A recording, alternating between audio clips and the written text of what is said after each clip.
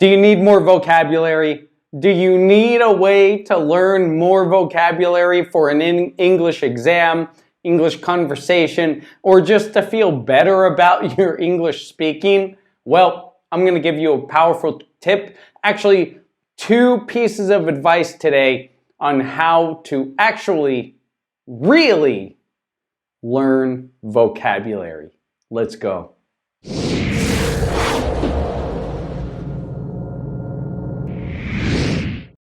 Hey there, English speakers. Welcome back to the channel. If you are new here, my name is Jesse. I'm an English teacher, English coach.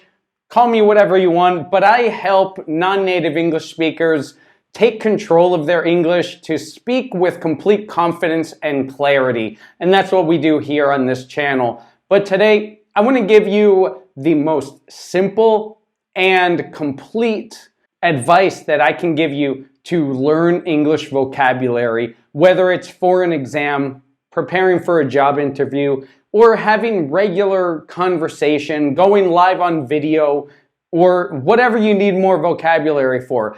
Well, in this video, I'm going to give you 2 conditions to learn real vocabulary and to make it stick so you can use it. Plus, at the end of the video, I'm going to give you a powerful way that you can organize your notes so that you can quickly look at them and remember the vocabulary you've learned. Well, I usually tell my clients and my students to learn vocabulary under 2 conditions. Condition number 1 is learn it in groups, right? Learn vocabulary in groups. I never, ever, and I really don't like using the word never, but I never, ever recommend that people learn vocabulary, just a vocabulary word in a list. I never recommend you taking vocabulary, writing a list, writing either their translation in your language or their definition and just memorize the list. That doesn't do anybody any good except for maybe to take a vocabulary exam, right? Instead, what I recommend to do is learn vocabulary in groups, meaning look at the prepositions around this vocabulary word. Look at the nouns or adjectives or prepositions or verbs, whatever comes around the vocabulary word, and that group of words will make an expression, right? And if you learn that little expression instead of just that single vocabulary word, it will all of a sudden make that word come to life, right? And it'll give it added meaning.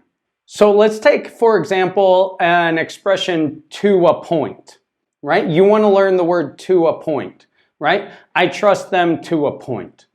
I understand this to a point, right? And this obviously means, well, maybe not obviously, but this expression means like to a certain level, right? I trust you to a certain level. I understand this to a certain level, right? But the expression to a point. Now, you want to learn the entire expression because for a couple reasons. For one, you don't know if maybe the word, you'll be confused. Maybe it's at a point, in a point, for a point, whatever. No, it's to a point, right? So you want to learn how this vocabulary word is used in context, right? Because if not, then you'll get lost with the prepositions and then you'll have to relearn the expression with the preposition instead of learning it with the preposition right in the beginning. And the second condition is to learn vocabulary words in context. This is another reason why I don't ever recommend writing lists of vocabulary words because there's no context, right? Let's take, for example, the word throw, right? Without looking at the prepositions around it, without taking the context, throw you might think means to throw a ball, right? But if you add a preposition, throw up, that means to vomit. Throw out, that means to like discharge, like to put something in the trash. But also, another way to use it is to throw a game. If you're reading in a sports journal or a blog or a history book or whatever, and somebody says they threw the game, you'll need to know what throw means in that context, right? And if you're writing it in your notes, then you can write that entire phrase, to throw a game. That's what you're going to learn instead of just the word to throw. Does that make sense? So you're not looking at individual words, you're looking at groups of words and groups of words in context.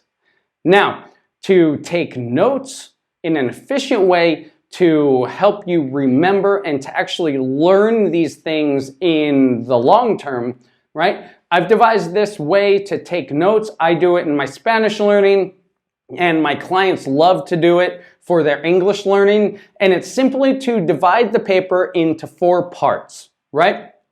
And in the top, write old expressions, words or expressions that I knew. These are expressions that you may have heard before, they ring a bell, you kind of know them after you hear them, but you don't know them enough to use them, but they're familiar, right?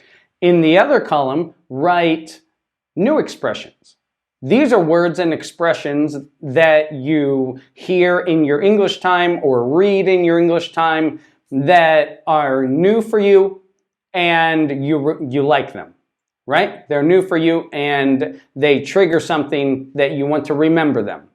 Then in the bottom left-hand corner, write questions. Any questions that you'll have. And these are questions that you'll ask a teacher, a native speaker, a speaking partner. Come to a Facebook group. You're welcome to join my group, English Speaking Mastery for Business and Life. But this is where you're going to ask if you have specific questions, right? What's the difference between saying this and saying this? They mean to seem the same thing. They seem to mean the same thing, right? So this is where you'll have questions. And then in the bottom right-hand corner, this is where these are expressions you're going to use, right? And these are expressions that come from either the top corners, the top right or the top left, the old expressions or the new expressions, and you're going to write them here as well. And these are the expressions that either, number one, really sound like you, meaning you hear it and you sense it and you really like it and you hear yourself saying that, or they're expressions that you hear a lot, so they're really worth remembering and learning. So if you organize your notes in this way and don't put too many words and expressions in each box, I recommend like 4, maybe 5 maximum, because you don't want to fill this page with words, because then you'll look at it and it'll look like a page of words. You don't want that. You want to look at it and be able to identify an expression almost like that, right? So organize your notes this way. Let me know how it goes, and write down below, how do you learn vocabulary words? Do you use video? Do you use blogs? Do you use Netflix? What do you do to learn new vocabulary words? Write that below and let us know. Other than that, I'm finished with you. Go learn something today. Keep teaching, keep learning. Thanks for watching. I'll see you next time.